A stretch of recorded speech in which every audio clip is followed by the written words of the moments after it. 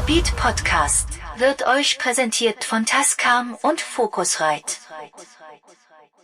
Der Welt muss Jean-Michel Jarre nichts mehr beweisen. Sich selbst aber sehr wohl. Sogar eingefleischte Fans, die seinen aktuellen Veröffentlichungen nur noch wenig abgewinnen können, werden zugeben, auf seinen Lorbeeren hat er sich nahezu nie ausgeruht. In dieser Hinsicht passt Oxymore perfekt ins Bild.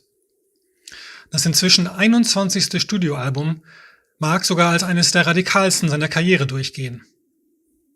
Nahezu ausschließlich aus Soundeffekten, Bässen und mutierenden Schlagzeugpatterns aufgebaut, verweigert sich Jarre dem gängigen Bild von ihm als melodieseligem Schöngeist.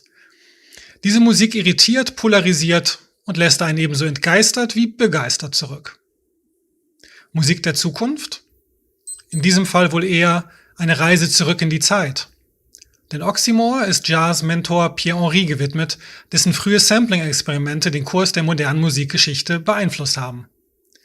Hier lebt sein Geist fort, sowohl in der musikalischen Konzeption als auch ganz konkret in den Klängen.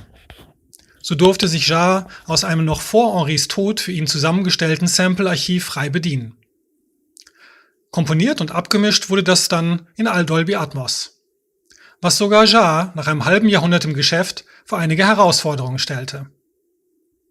Das aber ist nur der Ausgangspunkt für ein tiefes Gespräch über viele andere Themen: Klang, Kunst und seine persönliche Geschichte. I wanted to start off with some impressions from the listening sessions yesterday and share them before going into the main topic. My impression was that some of the albums before this one, they seem to reference something concrete. So the Electronica series, those were references to your earlier works, bringing them into a collaborative environment. Then Amazonia was a reference to concrete spaces in the Amazon jungle. But when I came out of the cinema yesterday, my impression was that this one, even though it was triggered by maybe the past and also some concrete like sounds you'd been left with, this one is really a world unto itself. For me personally, there was no reference to anything outside of the music itself. It really seemed a self-contained world, as it were. Is that a fair assessment, do you think? First of all, I think it's one of the best comments and compliments about what I've done, because I think that it's exactly what I tried to achieve, a world in itself, by using a kind of technical elements or technical approach of composition dated from the roots of the French electroacoustic music, yes, which is in my opinion is absolutely contemporary and modern because of this work on noise and sound design, which is actually which became the grammar of modern music. And so I wanted to pay tribute to this period through Pierre-Henri's work, but also being absolutely contemporary by using the most recent softwares, granular synthesis and Dolby Atmos type of technology, and to create. And you know, what you say is interesting because actually Oxymore, I didn't think about oxygen at all in terms of words and sounds. But the link I would do is actually when I started Oxygen, I started with no pressure, just by wanting to achieve something on its own. Not as an ambition, but just as a fact, because I had no references for Oxygen, because nothing was really existing before. And then I worked in a very intuitive way by being guided by what I was doing. Like maybe I don't know if I mentioned that, but the idea of it's what I was doing, showing me where I was going to. And it's exactly the same situation with Oxymore. By exploring this idea of 360, I had no references. Because it's not been done before, so I had to find my own way to create this piece of music with the tools available, which are even not made for musicians, but more made for movie theaters and like the Dolby Atmos. So actually, I had no pressure other than trying to explore what I decided to achieve. And this is the reason why what you say is relevant. It means a lot to me, because actually Oxymore is in a world on its own. I think. And interestingly, I actually think it stands out in your oeuvre as well. I read today in a German newspaper there was a comic, sort of a cartoon, and there was a Flaubert quote in there which I thought fit. And I think Flaubert said that you should put everything into a work of art: God, the earth, the planets, the universe, except yourself as a composer. I thought it was a very interesting one after having listened to Oxymore yesterday, because it seems like even the composition itself seems to exist without the composer in a way. Yes, it's a very interesting comment, because on one side I would agree totally. On the other side, I won't agree at all. Of course, yes. Of course, because actually it reminds me about one quote that something that Fellini told me one day. The fact that he said, Jean-Michel, I did lots of movies. Each time I thought it was a totally different movie, and looking back, I think I always did the same one, and which means that it's what we call style. Actually, I think artists are probably always doing, if they have one thing to say, they're doing only one thing, and it's always a variations of themselves. So in itself, of course, the feeling, the human emotions. There is no progress in terms of human emotions. What an Egyptian artist wanted to create, or 200 centuries ago in the 18th century, or today, remains the same. The notion of relationship with love, with death, with solitude, and basic human feelings and emotions are recurrent. It's just the tools which are changing from one generation to another, which makes your music specific. We have 12 notes to deal with in Western music, except now we have also an infinity of sounds, but and then we have millions of songs based on that principle. So it means that yourself is very important into the way the result is going to be specific. And so there is a reason why it's an interesting quote, because I think it's 50-50. Yes, I agree. That's interesting you should mention that, because you said that yesterday as well, about the continuity of human feeling. I was sort of ambiguous about that statement. I mean, on the one hand, we can read Shakespeare today and it will just be as relevant as it was, and we can listen to Bach today, and even though someone like Boulez probably would have liked to smash the music to pieces, it's still perfectly relatable today. On the other hand, after leaving the cinema yesterday, I wasn't sure what I felt. I thought it was impressive, really impressive in parts. In other parts, it was almost threatening. And it was. I wasn't sure what I felt, so I'm not, and it's the same feeling I had when I listened to Oxygène for the first time many years ago, when I was like a kid. Don't you think that new means, like electronic means, can lead, or at least open doors into new emotions as well? Not necessarily. I wouldn't make any comment on any comparison of what what I'm going to tell you.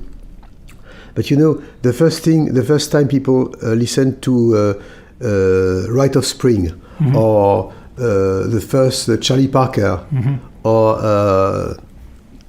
the first heavy metal piece, lots of people were a bit puzzled and a bit lost, saying, I don't know what to think about that, because it's the style itself, the form itself was unexpected.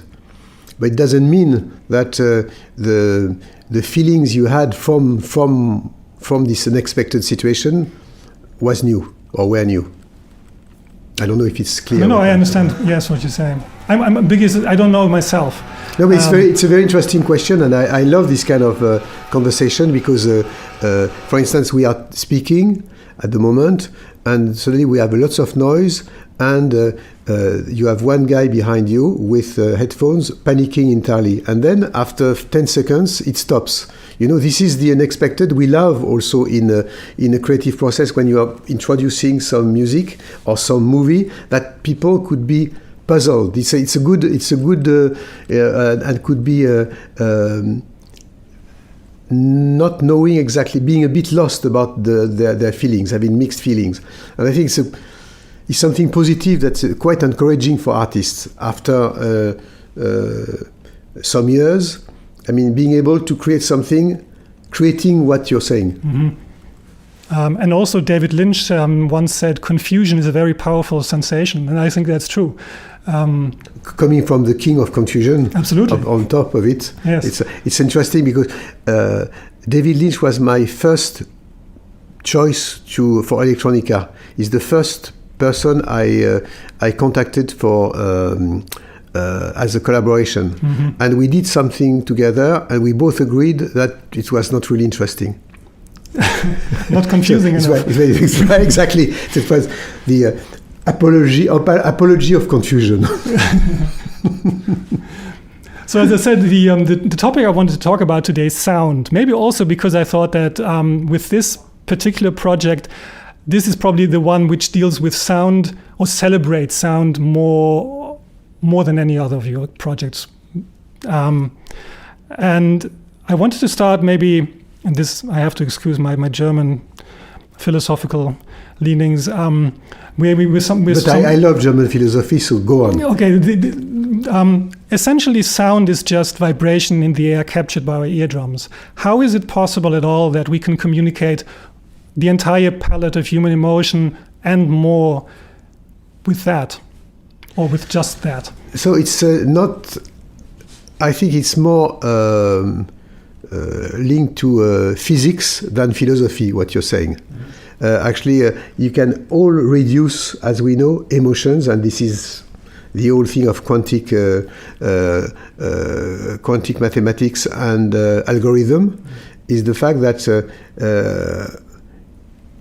robots will probably have emotions in 10 or 20 years, because we can also not reduce, but also, yes, we can say reduce emotions to a complex equation.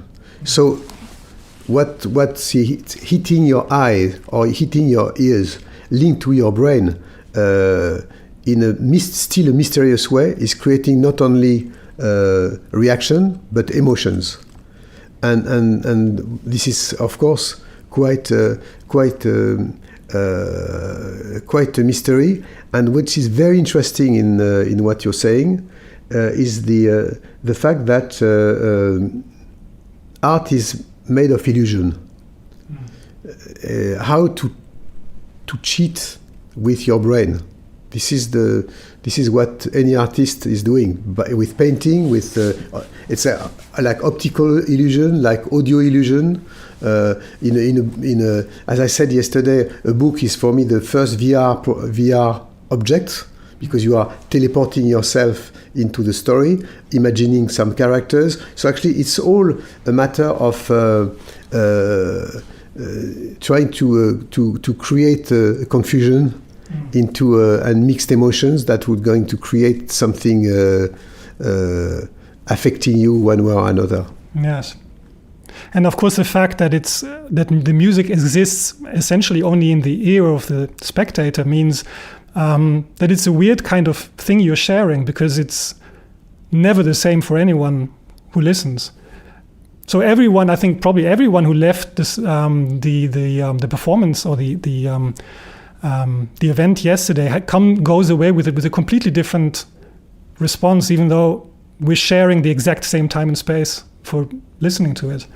So what you're saying is the best justification to listen to this piece of music in a movie theater, asking people to close their eyes, because then they can create, the Oxymore then can become the instant soundtrack of the movie or the story that everybody has in mind.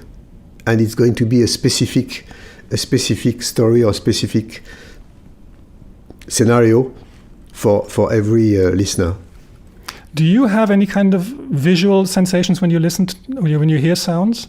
Because, for example, I have visual sensations, and this was triggering a lot of them. This particular piece. It's strange. With my own music, not necessarily, but with other I have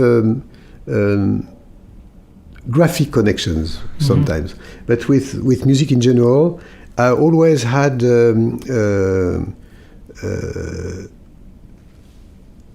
not abstract images. I think it's based on for lots of reasons. Because first of all, I did painting and music. I was hesitating between doing paintings on music, and I was really involved in abstract painting.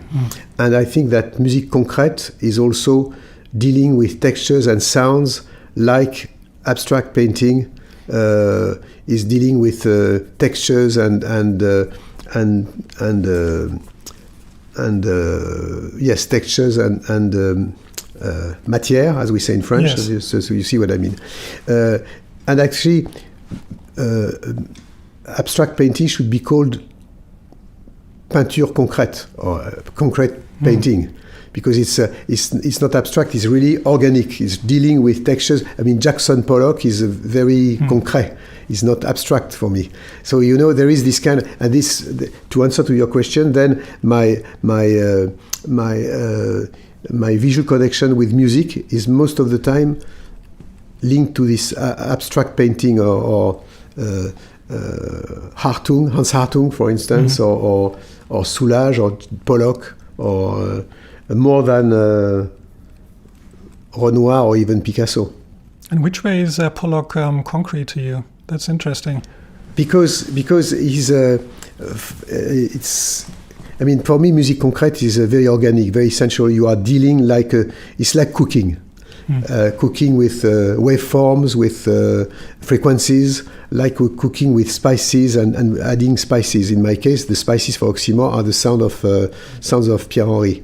And so it's a very the painting of Dubuffet or Pollock or Soulage is actually dealing with earth, dealing with really concrete elements. And it's in my opinion, the reproduction of a landscape from Renoir, for instance, is very abstract, because actually it's just an illusion or a fake vision of reality. So in a sense, there is nothing concrete in this. But the Jackson Pollock, by putting hands in painting, or Klein or Hartung, I mean, just dealing with textures and paint directly with hands is something very organic, very almost sexual. So it's very concrete. It's not abstract for me in that sense, I would say. And they're not two-dimensional either. Exactly. And also, it's a very in the case of Pollock, there is also kind of optical art close to cinetism, cinetic arts also. What I think is also close to electroacoustic music, when you are dealing with sounds mixed with in a kind of as I said, I think it's a very influenced musique concrète, electroacoustic music is very influenced by another French movement, the surrealism. Marcel Duchamp and all this period. It's a kind of apology of oxymoron in a sense. Interesting. I would have probably gone for the comparison not with abstract art, but with maybe photographic collage, because I always think like a Man Ray, for instance. Yes. Yes. What I also thought interesting about Oxymore was I know the Henri part of that project is not as big probably as it contributes to it, but it's maybe not that important. But I thought it was interesting that it said a tribute to Pierre-Henry, but it really, like a tribute, usually it's people saying very nice things in a generic, like and playing some calm music, but this is so unlike any tribute I would have expected. It's why do you think the music turned out this? I'm going to say violent now, but it's violent in parts, but it's hard and it's more raw than violent, I think. Yes, the word is. I'm looking for the word, but a kind of rawness, I would say. Yes, that's rather than violent or dark. I don't think it's this music. Personally, I don't think this music is dark. I think it's more linked with a kind of rawness. What musique concrète is all about. I mean, sculpting noise. Yes. It's not noise music, but it's more about using noise to process in such a way that they become musical objects. Actually, there is a very interesting book from Schaeffer called the Solfège des objets musicaux, the solfège of musical objects. And actually, it's interesting that for Oxymore, I really had the feeling to place sonic objects all around me, and they were not anymore some part of an arrangement or orchestration, but more like almost physical object, audio object that I would place somewhere in space, like an imaginary skyline or space, actually. But dynamic, of course. But dynamic, yes, exactly. Is that typical for you, that there is sort of, because that is almost like an image of something you want to create? Is that something that's usually at the beginning of a project? No, it's not necessarily. But talking about all this, I was just thinking about what Goethe said once, comparing music as a liquid architecture. And actually, it's quite true in that case, except in the case of Oxymore, it's not liquid, it's more earthy. Yes. So, more mineral. But the rawness, you think that's because that is a reference to the rawness of the originators? Yes, I think it's the rawness of the kind of big bang of electronic music for me, the kind of maelstrom of noise and sounds from which people such as Pierre-Henry built a kind of new system of composition, which is, in my opinion, is a major contribution to the way we are doing music these days. I mean, we all became integrating sound effects in our music, doing sound design, whatever the artist is, from the hip-hop scene or rock or pop or electro or techno, everybody is influenced by this idea of creating oxymoron by mixing the sound of white noise with, or I don't know, a locomotive with a bass drum, or these kind of things. It's really due to this approach. Yes. Where I think the influence of Stockhausen, as important, in my opinion, as this is more due to the idea of dealing with oscillators, with electronic waveforms, more than musique concrète. This is the reason why I think if you want to talk about the origin of electronic music, is really definitely from continental Europe, from Germany and France. And maybe we shouldn't forget Britain, because of course, at least for me, the influence, the British influence, is also very important. Because of course, psychedelic groups like the early Pink Floyd, for example, a lot of what they did, that could easily... absolutely, I couldn't agree more, but it was 20 years or 30 years later. Yes. So the reason why that I think continental Europe is, you can go to Luigi Russolo in 1910 writing The Art of Noises. Yes. It was far before. And there is an explanation, because it's definitely coming from Europe, but I truly believe that electronic music is coming from our heritage of classical music. It's not originally a pop format. These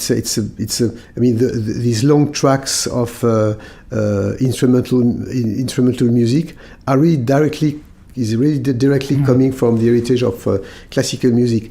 And if you take England, with all the respect I have for the country and for the art, you cannot compare the number of classical composers in Germany, in France, and in the UK and in England.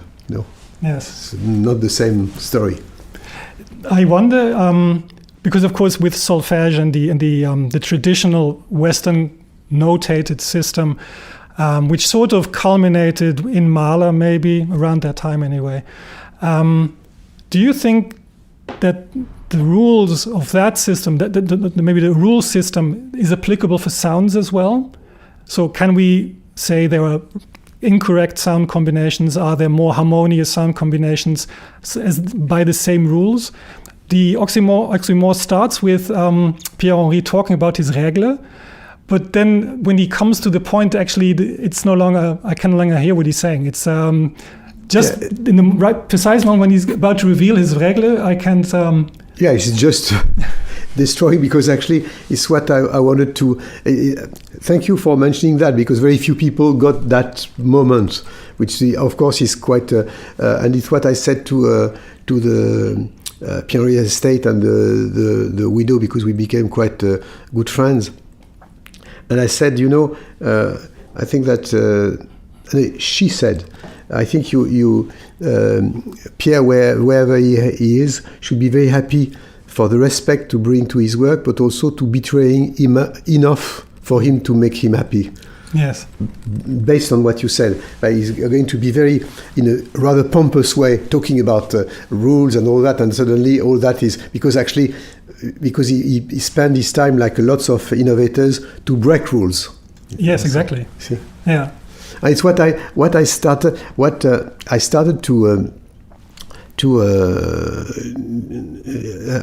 to do with Oxymore was actually to build the moments almost in the reverse of what I've done for some other projects. By every few bars, almost like a system, almost like a kind of rule, like a kind of dogma, to change the beat, to change like in nature, when you look at clouds, you look at waves. Why you can look at waves on the beach for hours and you're not bored? Because it's not identical. It's almost the same, but not the same. Mm-hmm. It's like the heartbeat. If we had the heartbeat, each heartbeat is slightly different. If we had identical heartbeat, we would die. And if you sample the image of waves of 2 minutes and you repeat it in loops, and you look at that, you will be bored after 5 minutes. But if you look at the beach and real waves, you can wander for quite a long time. Yes. And it's the same thing. What I tried to do with Oxymore is actually each time you go back to it, you will discover something else for 2 reasons. Because the way the textures are changing are not logical. They are not based on patterns. They're based on non-rhythmic repetition or evolution. And the other thing is also the fact that, as I said yesterday, I discovered that in a 360, if you are too rare into your sounds, if you have too minimalist, sounds are naked because they are isolated from each other. And the rule in music, like everything is the importance of fusion. In orchestra, what makes something really great is when you try to when you create this fusion between the high part and the low part, and also between the right side and the left side, and it's all again a kind of audio illusion where the textures are slipping from the strings to the winds and all that, and then you have this sense of fusion because also it's 2D. So it's flat, so it's quite easy to create this sense of fusion. As soon as you start to leave this kind of canvas, abstract canvas, sounds are naked until you understand that more is more, instead of less is more, as I said yesterday, and to create this kind of multiplying textures of the same sound. For instance, instead of having one sound, but to create to divide the texture or the evolution of a sound in 4 or 5 parts on different places. So like that, the sound suddenly, you're like if you are not only inside the music, but inside the structure or the texture of sounds. And that's what makes, in my opinion, Oxymore quite unusual because of that. Yes, and it, to me, even though it has passages where it's really has this sort of a physical flow and propulsion, it doesn't feel like it's a pure rhythm record. It's because the rhythms, there's like almost a thematic quality to them at times. Because I because of this, it was not necessarily intentional.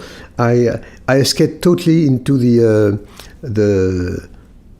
patterns we are using so much in electronic music, where you have so many tracks based on the fact that you have a pattern of percussion or bass of 4 bars and repeated. This is something which makes it unconsciously put you in a kind of trance, but also putting yourself in a kind of situation of comfortable situation of expectation.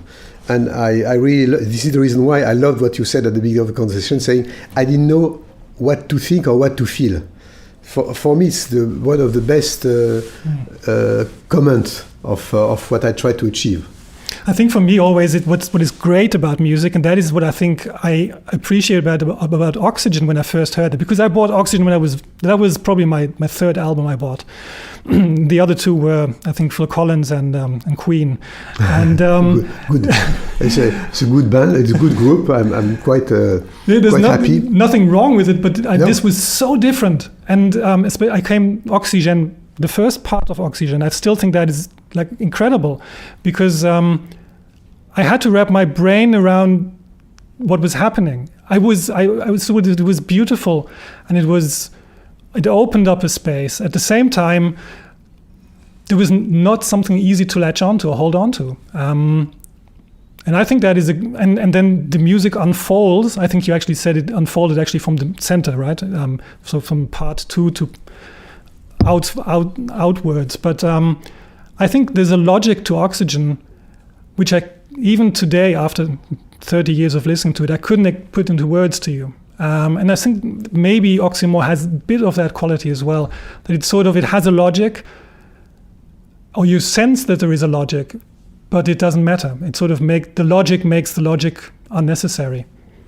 No, I totally understand what you're saying, and of course, as the musician being concerned by what you're saying, it's something I really appreciate, because, you know, as I don't know if we touched that yesterday, but it's very strange that when I listen to my music, when it's done, there is also a kind of mixed feeling between something very familiar and a dose of mystery. Mm-hmm.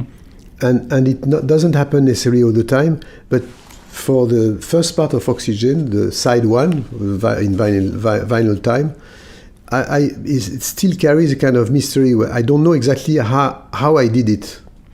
And it's the same thing for Oxymore. When I listen to it, I know the sounds I used, but the whole structure, the way it's built, there is still, even for me, a kind of mystery. Yes. Yeah. With all you said about Henri and his influence, and also it's linked. Sorry to interrupt you, but it's also linked with the fact that there is a reason, maybe 2 reasons. The first one is I did both Oxygen and Oxymore in 6 weeks, more or less 6-7 weeks, quite quickly. But then it took me a long time for both to make it the way I wanted to conduct, in a sense, with mixing and producing the spatialization. And the other thing is also I had absolutely no pressure for Oxygen or for this, because as we were discussing, for Oxygen I had no references, so I was quite innocent. Yes. And then just exploring something that I knew was different and I wanted to achieve this kind of. I wanted to go in this direction, but with absolutely no preconceived idea, and it's quite difficult today because we have such. Everything has been done more or less with technology and all that this in the past 40 years and 50 years. But with this new sandbox, I would say, by dealing with space in a totally different way. I had no pressure, I had no references, and then I just experimenting. And then by experimenting, I built the album and I built the music. Yes. So it's something that unfortunately, it's not going to happen anymore to me because I will have now a reference, which is the Oxymore, unfortunately. But I know that this moment is quite precious. And this is the reason why I do think, and I say that in a very humble way, but I know that the Oxymore is special because of that, because of the state of mind I was when I did it. With everything you said about Pierre-Henri, I wondered, I think you left GRM probably 1973, something like that? No, 71. 71. I think what I've wondered is there's this time between 1971 and then Oxygen, and I wonder why Henri worked with tape machines and with this Musik concrète approach. Why, for you, did you not, why did you move from the tape machine to the synthesizer? Why did that other technology seem more appropriate for what you wanted to express when there was clearly this world that Henri had opened, which could have been a lifetime's worth of investigation as well?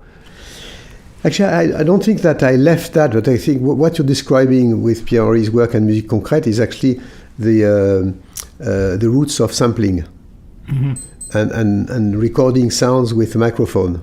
So that was sampling. And on the other side, you have the electronic approach dealing with oscillators and filters. So that was synthesizers. And I always thought that electronic music, the way I see it, is sitting on two pillars. Sampling approach, Musik concrète, and electronic ones with synthesizers. And also, you mentioned earlier on Pink Floyd and old prog rock. I was a bit frustrated leaving the groupe de recherche musicale, that these guys had a very intellectual and approach of music, ignoring a little bit, starting to have doing the same mistakes as some people from the establishment of classical music, judging what was coming from pop culture with a kind of condescendence, or with a kind of not rejecting it, but just ignoring them. And when you were listening at that time, the first Pink Floyd albums or Soft Machine, they were dealing with the same kind of principle by dealing with textures and kind of trip or journey from through sounds. And I said that I really would like to create this link between experimentation and pop, and also with melodies. I always thought that melodies was at the heart of music, and it was in days where I remember that Yannis Xenakis came for a masterclass at the GRM and said something quite unexpected for me and for some other friends, that he said every emotions in music is suspect. Every kind of emotions in music is suspect. And when you're at that stage of it's kind of a hysterical intellectual statement, that part of the pure experimental almost scientific cold approach seemed to me quite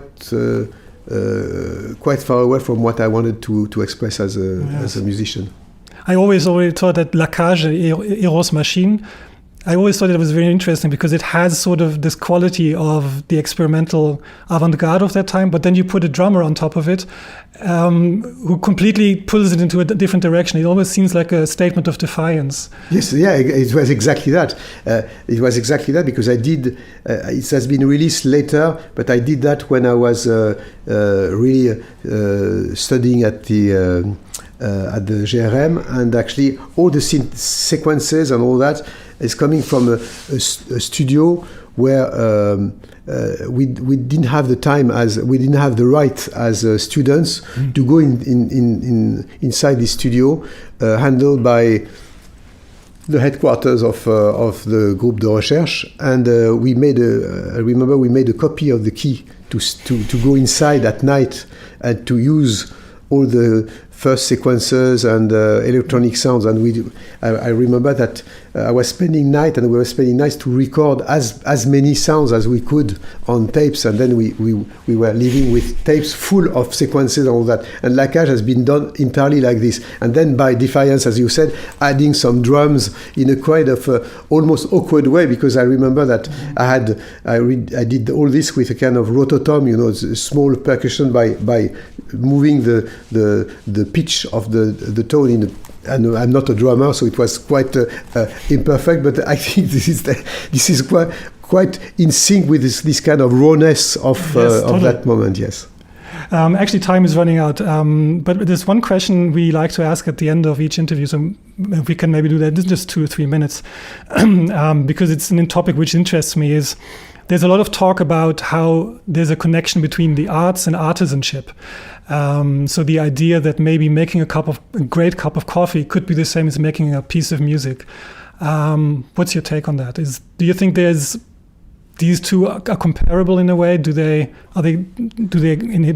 exist in different worlds, or is that? I totally agree with this. I'm born in Lyon, one of the capital of food, and I always thought that electroacoustic music, electronic music is exactly like cooking.